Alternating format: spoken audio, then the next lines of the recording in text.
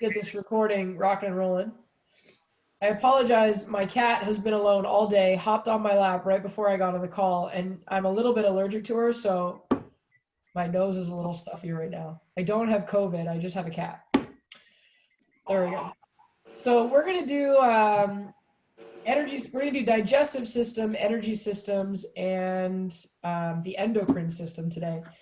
And I do find these sections really helpful to know. We talked a little bit last class about wanting to be able to scroll through Instagram and know what was going to be real human science and what was going to be multi-level marketing that we wanted to stay a mile away from, right? So I found for myself that really feeling comfortable with the digestive system, really feeling comfortable with the endocrine system. I do talk about these systems with my clients a little bit more. It makes sense, whereas we don't necessarily talk about the nervous system or the neurobiology stuff. So there's definitely a couple stories that I'll share in today's content that I actually tell clients. Like I don't just use them as stories to teach trainers. I tell them to my clients because I want them to have a better sense of what we're trying to accomplish and what their body needs and maybe why they've struggled in the past to lose weight or feel healthy or keep it off or whatever. So we'll make sure that we cover those today. Questions, comments, concerns, though, unmute yourself, jump in, type something in the chat box, whatever. And we're getting a little closer to a live day where we get to do some practice stuff. So I do sort of say, even in class on day 5, if you need to stand up, stretch, move around a little bit. There's not a ton of practical stuff. It's not like the nervous system where we can practice stretches, like it's the digestive system. What are we gonna do, eat? Sure, awesome. If that keeps you awake, have some dinner, that's great. But otherwise I'll try to make it, concise so we're not sitting here till 8 o'clock. But there's some important stuff here and we'll start off by diving into that. I've got a few extra pictures here too, because I think I tried to dress up the slides and make them more interesting. So kicking things off with the digestive system. This one's a my picture if you can't tell. There you go. All right, so we talked about it in the intro. The digestive system breaks down food and helps us absorb nutrients into the blood. And realistically, what that means is we're then fueling our bodies so that we can build and repair cells, right? What we have to understand is that living every day sort of takes a little bit of a toll on our body. We're using nutrients, we are expending energy, right? So the key to being healthy long-term, the key to aging in a functional way is to try to recover fully daily. So if I use a bunch of energy and a bunch of nutrients in the day, but I put all of that back in, then my body has a chance of getting sort of 100% back to where I should be. If I do that day after day after day after day after day, I'm going to be healthy. I'm going to be fit. I'm going to be sort of one of those people that defies the odds in the sense of aging. What aging is actually just slow starvation. So we really want to think about digestion and how we coach nutrition as being more than just, we'll eat less calories to lose fat. It actually becomes very important to coach on the nutrients that we want in the body every day because we use them, right? From there, we're also going to look at metabolism, and that's the production of cellular energy. So cellular activities either build up or break down, and that's your metabolism. Both sides of the equation, building up and breaking down, is your metabolism. But maybe you've heard a family member or a friend or something say, oh my God, I have such a slow metabolism.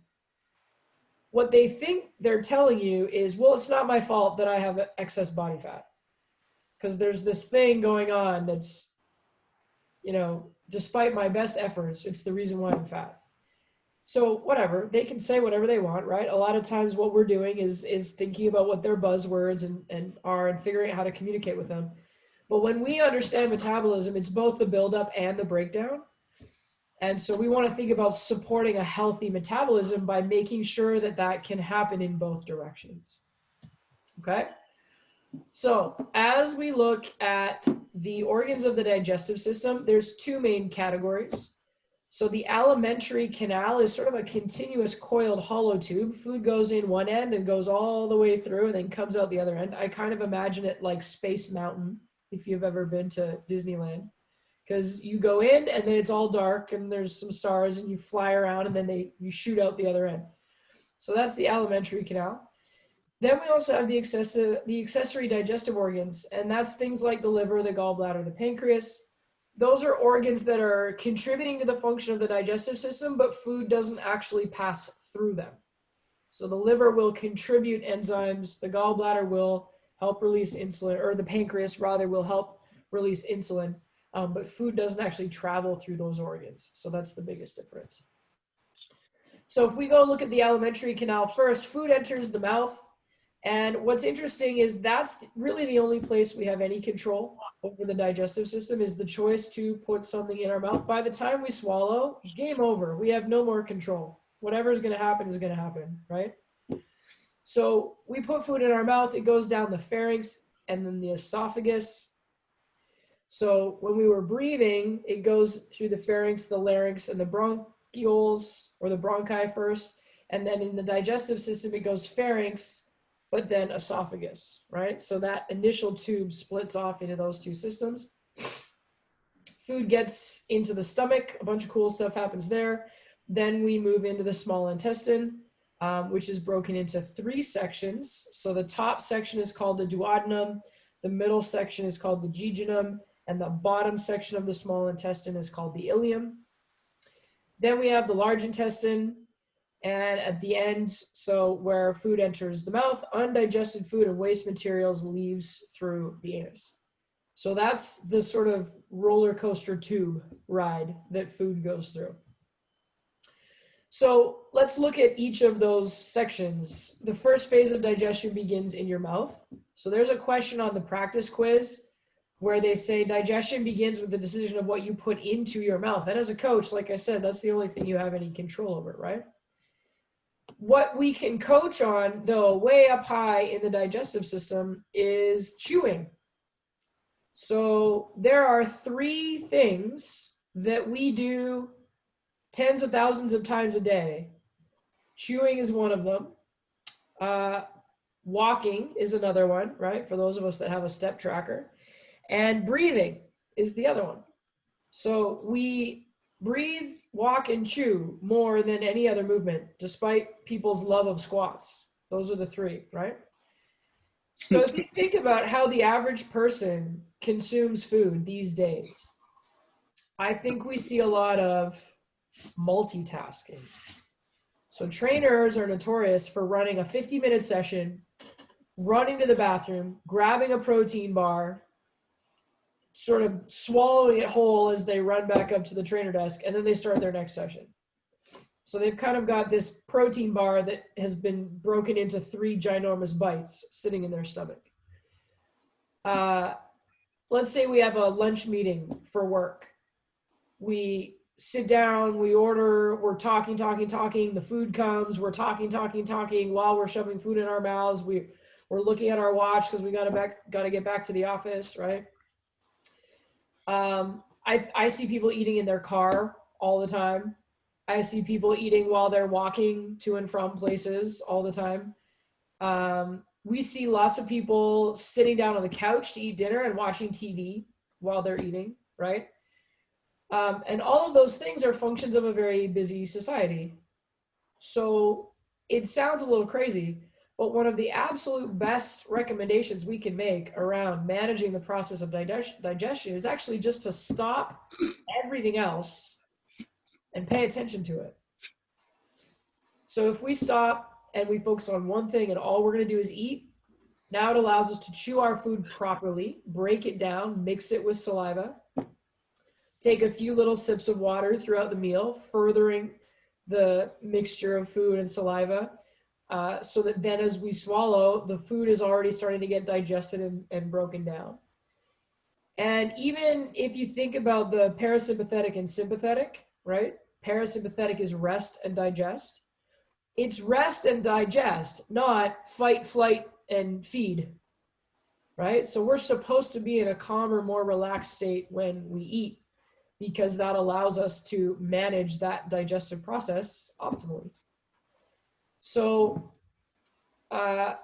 if we then even break it down and we think about chewing our food and really enjoying the flavor and then initiating the swallowing action with the tongue. Your tongue is where all your taste buds are, right?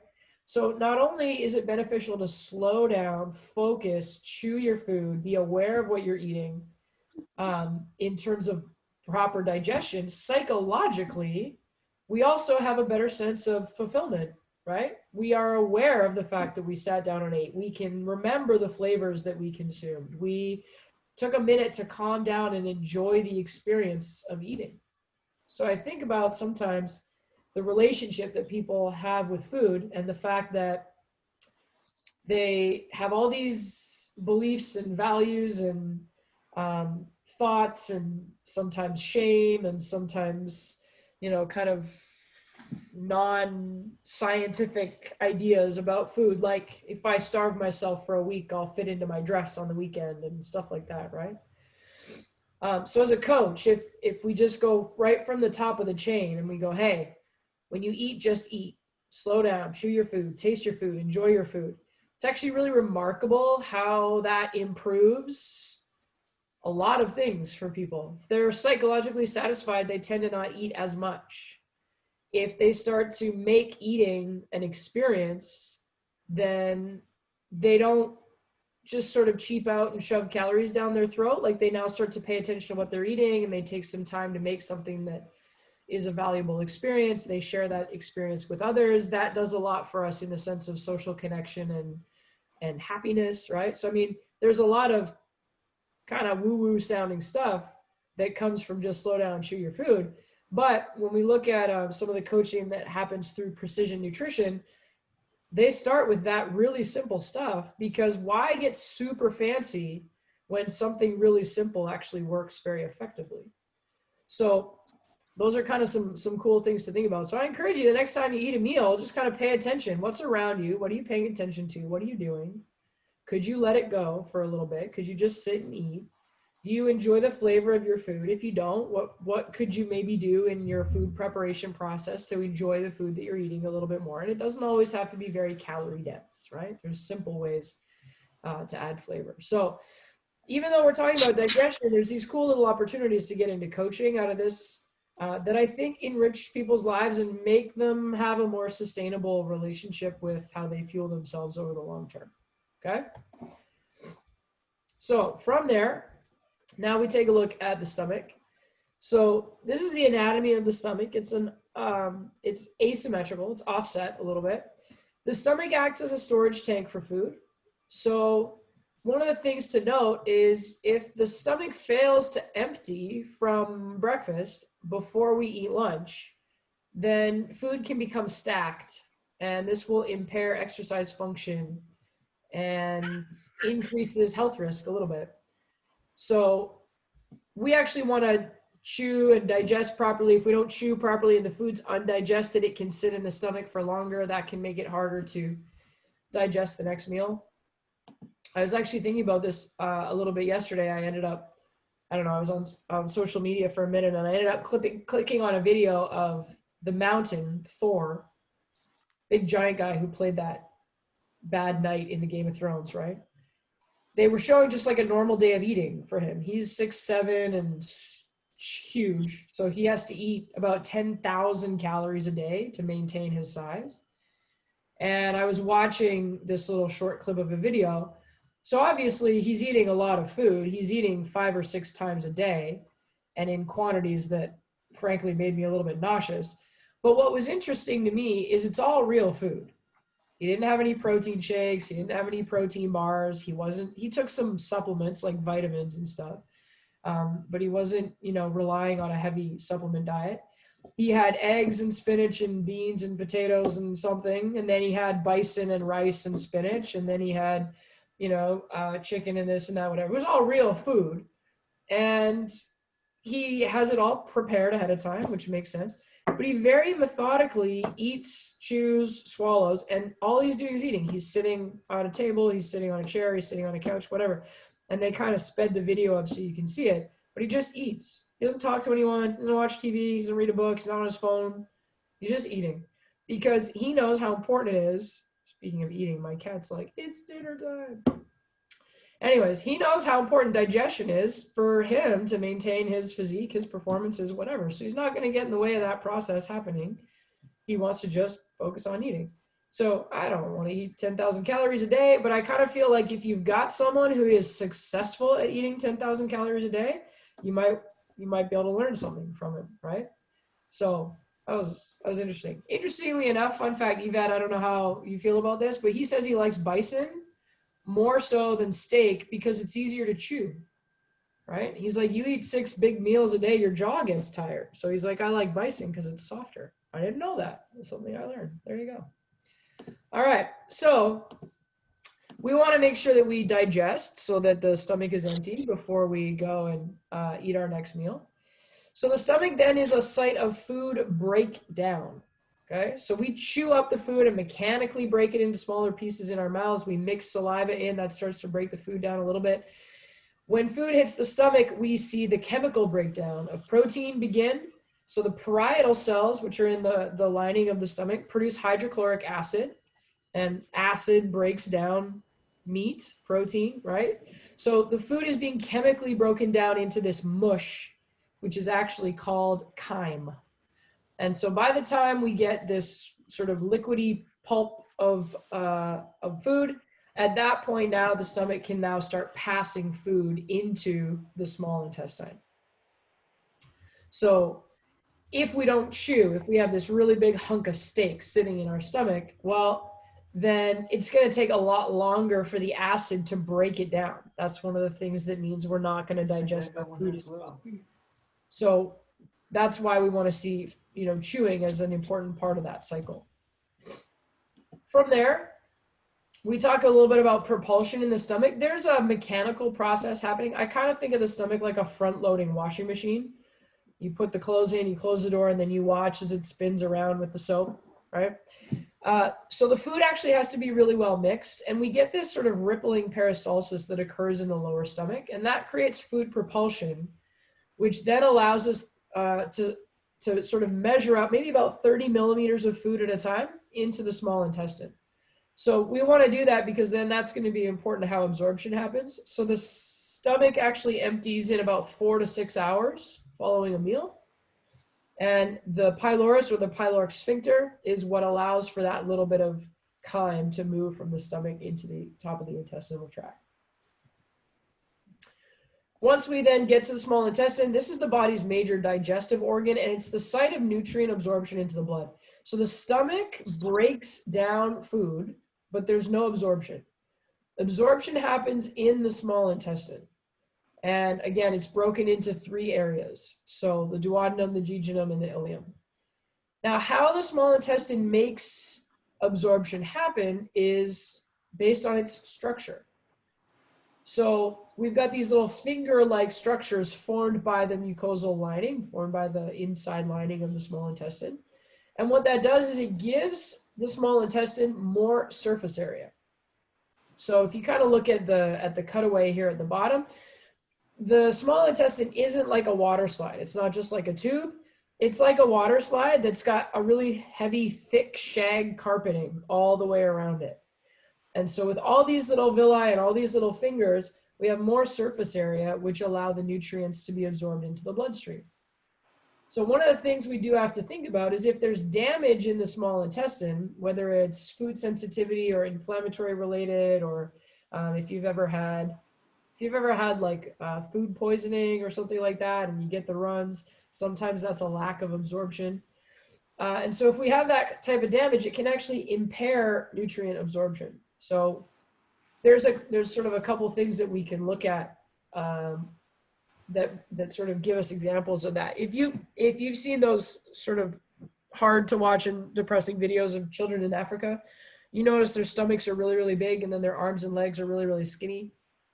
That's usually because of things like parasites in the water and stuff like that. But that damages their digestive system. It actually damages the villi in the small intestine. So we know they don't eat a whole lot anyways, but part of the additional challenge is that there's this damage in the small intestine. They can't actually absorb the food they're eating anyways. They have these sort of really puffy, inflamed bellies. And so then they can't absorb the nutrients, right? So it's not just lack of food, it's actually poor digestive health on top of that. So that's sort of like a body type that you can see sometimes, not always as extreme as that, but it's sometimes something we can recognize.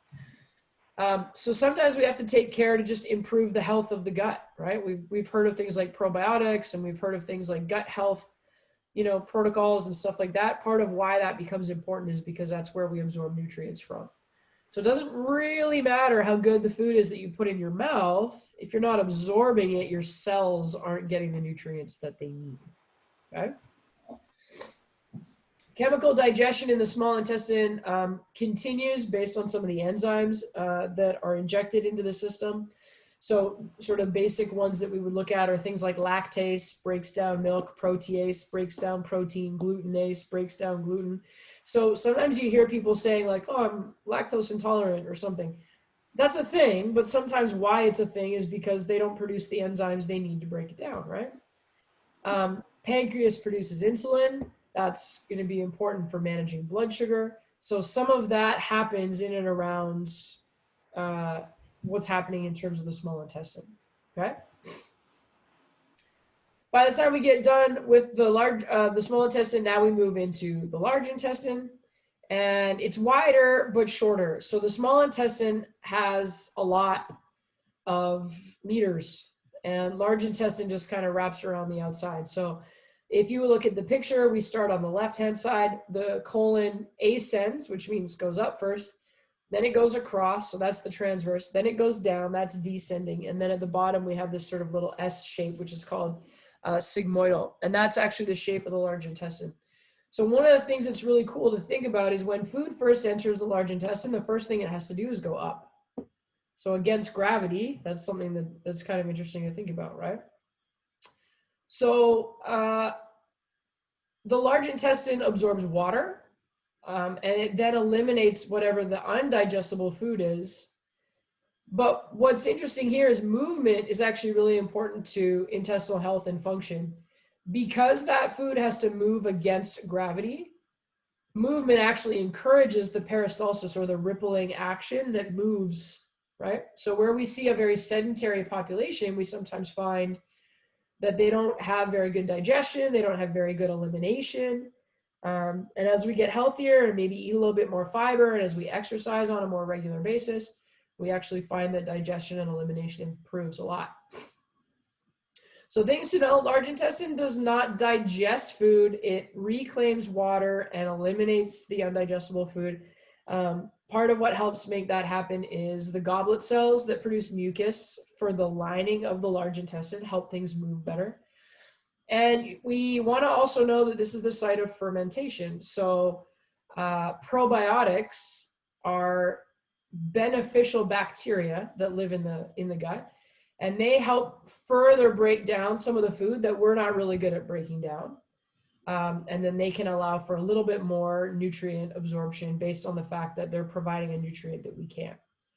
So kind of if we looked at ways to keep digestion and elimination healthy, we would say drink more water, get enough fiber.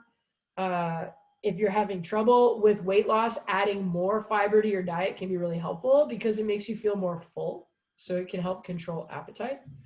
And sometimes it can be beneficial to recommend a probiotic for somebody, especially if they have gas, bloating, inconsistent digestion, if they feel like they're not running smoothly, then that can be really helpful as well. So if we cycle back and look at the processes of the digestive system as a whole, ingestion is getting food into your mouth. Propulsion is moving food from one region to another. Excretion is the elimination of wastes.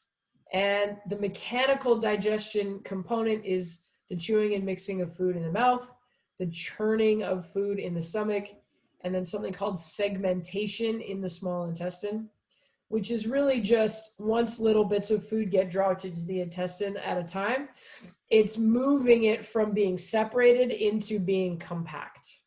So you can see how the diagram on the right goes from having big spaces in between to half the size space to then just solid straight through. So that's what peristalsis does, is sort of collects the food all into one mass, and then whatever's left over is what gets eliminated. Okay? So now if we come back into the chemical digestion side of things, this is where we talk about the enzymes. So the various accessory organs will produce enzymes that help break down the various types of food. So you've probably heard of macronutrients before. All foods are one of or a mixture of macronutrients. So we've got carbohydrates, proteins, and fats. Carbohydrates break down into simple sugars. Proteins break down into amino acids. And fats break down into fatty acids or alcohols. So it's either a carb, a protein, or a fat, or it's got a little bit of a mixture. So for example, some of the plant-based things can be carbohydrates that are also a source of protein. Eggs, the egg white is protein, the egg yolk is fat. So there can be some mixtures, but it has to be one of those three categories. There's no other options. So various enzymes will break the food down into more manageable, absorbable molecules, and then we see absorption happen through those mucosal cells in the small intestine. And then the nutrients get into the blood and lymph capillaries, and then that's what helps the nutrients travel all the way through the body in order to fuel cells, okay? At the end of the process, defecation is getting rid of those indigestible substances because it wouldn't do us much good to hold on to a bunch of stuff we can't do anything with, okay? So that's kind of like a little roadmap where everything is happening in terms of the breakdown. So if we were just going to do a quick review on digestion, we can make some really simple recommendations to help improve a client's digestion and the associated behaviors and habits regarding food intake. And so the easiest recommendations to make would be to eat more natural foods and to chew, right? That's what masticate means, just chew enough. I like to add one more on that, and that's just drink enough water, because I think you can't really remind people of that enough, because in general, we do find that people tend to be dehydrated. So if we drank more water, if we ate more natural foods, and if we chewed our food enough, what's interesting is we'd see some shifts downstream just based on sort of allowing our body to do what it naturally and normally does. Okay? Questions on digestion? We definitely spend more time talking about food, food intake, and food coaching in the nutrition section. So this is not the only time we'll talk about food. We'll come back to it and spend a couple of days on nutrition later in the class. Okay, then let's carry on. So the next thing then that we're going to look at is energy systems. So if digestion is looking at how we break down, absorb, and eliminate food, now what we want to look at is like why we even need to eat. So how the body uses energy for work and movement production. That would be what would be relevant to us, but also just to live, right? Every system in my body requires energy in order to function. So whether it's my brain, my heart, my liver, my digestion, all of my stuff takes energy, right? No movement, no action happens without some exchange of energy. So we want to look at understanding that a little bit. How it's going to make sense, though, is if we sort of circle back and think about the step test, if someone has a very poor recovery heart rate score, they don't manage energy very well. So they might not expend very much energy. They might consume more than they spend. That might be why they have some weight gain. Or if we look at an athlete's ability to be explosive and fast and powerful is going to relate to their skill in the sport. And so being explosive takes a lot more energy than just being slow and steady, right? So we want to think about energy systems in relation to how we create programs, what we expect clients to be able to do based on their starting place, and even just how we're going to train them to be able to help them reach their goals, okay? So, kind of like I said already, metabolism is the chemical reactions necessary to maintain life. Catabolism is when substances are broken down into smaller substances. So when my 7-ounce filet mignon bacon wrapped steak with béarnaise sauce from the keg goes in my mouth, That's not really usable energy yet. It's delicious, but I can't do much with it. My body has to go through this series of processes that are going to break that steak down into the amino acid components, right? Anabolism, on the other hand, is larger molecules built from smaller ones. So if I went to the gym and did legs today, and then I go eat a steak, I'm trying to break that steak down into the component amino acids so that then my body can use those amino acids to rebuild my leg muscles, right? So my apology to any vegetarian or vegan people on the call, but if I am made of meat, then I should eat meat, right? That's sort of the simplistic biological version of fueling the body. We look back at our caveman ancestors, they ate meat and whatever else they could find, right? But it's like we have to eat the nutrients that are going to allow us to repair and build and grow our tissues, okay? So if we think back to maybe grade 10, grade 11 chemistry, there were all those different colored balls, and you would connect the different colored balls with sticks, and those were molecules, right? So catabolism is taking the balls apart and having them be simpler forms. Anabolism is sticking them all back together into various molecules. What we find is, again, those little sticks, that's energy.